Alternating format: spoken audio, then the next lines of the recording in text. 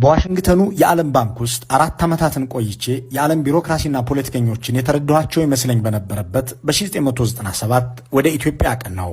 ያ የኢትዮጵያ ጉዞዬ የአይኤምኤፍን ፖለቲካ እንዳልተረዳሁት የበለጠ ግልጽ አደረገልኝ። ኢትዮጵያ እንደገባሁ ጠቅላይ ሚኒስትር መለስን አገኘሁ።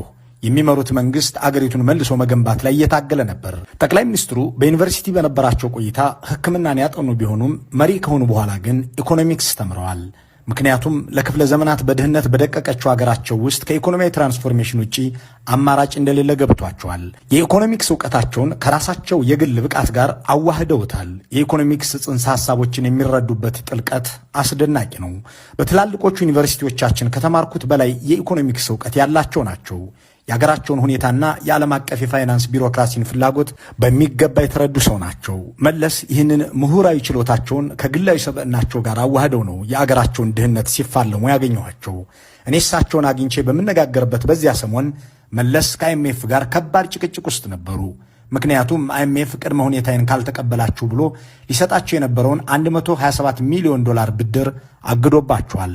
ይህንን ያሉት ፕሮፌሰር ጆሴፍ ስቲግሊዝ ናቸው። የዓለም ባንክ ከፍተኛ ባለስልጣን የነበሩት እኒህ ኢኮኖሚክስ አይኤምኤፍ እና ዓለም ባንክ የዓለም የፋይናንስ ችግር መዳኛ ናቸው፣ ፖሊሲዎቻቸውም ፍቱን ናቸው ብለው ያምኑ ነበር።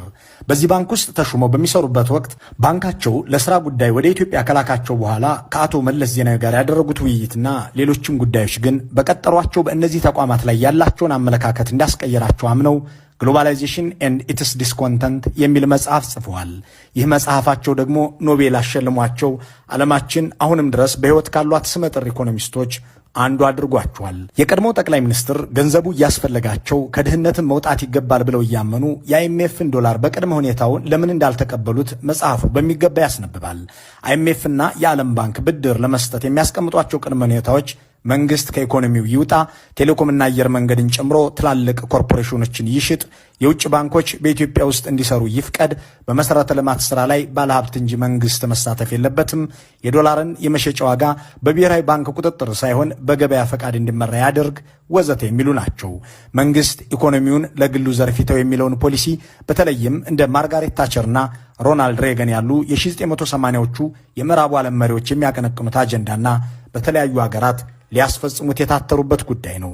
እነዚህን ፖሊሲዎች አልቀበልም ብሎ የጸናው የአቶ መለስ ዜናዊ አስተዳደር የገበያ ጉድለት ወይም ማርኬት ፌለር የሚባልን ጽንሰ ሐሳብ በማንሳት የግሉ ዘርፍ የማይገባበትና አያዋጣም ብሎ የሚተወው ግን ደግሞ ለሕዝብ የሚጠቅም ኢንቨስትመንት በብዛት ስለሚኖር መንግስት ይህንን ክፍተት ለመሙላት መግባት አለበት እንጂ ዘበኛ ሆኖ አይመለከትም የሚል መከራከሪያ ያቀርብ ነበር። ለዚህ ጥሩ ማሳያ የሚሆነንና ዛሬም ድረስ በብዙዎች ዘንድ